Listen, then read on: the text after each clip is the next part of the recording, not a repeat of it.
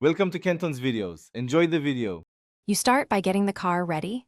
Sit, seatbelt fastened, engine on, and reach a steady speed above the vehicle's minimum for cruise. Next, locate the cruise control switch. On many Kia Rios, it's a stalk or steering buttons, and press cruise or mode to arm the system. You want the dash indicator lit. This confirms the module is active.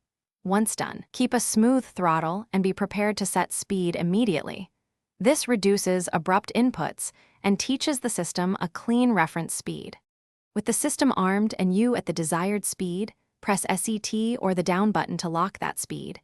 You'll feel minimal throttle change because the car holds engine output.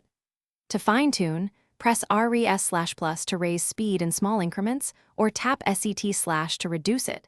This lets you adapt to traffic without braking. If you need temporary control, tap the brake or press cancel.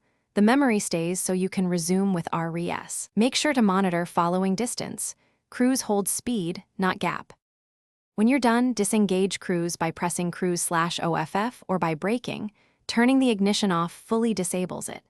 If the system fails to set, make sure you're above the minimum speed, then check that the brake lights and their switch aren't stuck. Faulty brake switches often prevent arming. Also inspect the cruise fuse. If speed holds are jerky or inconsistent, recalibrate your throttle inputs and consider wheel sensor faults. When in doubt, have a technician scan the module for codes so you solve root causes instead of symptoms. Thanks for watching. Consider subscribing if we helped you.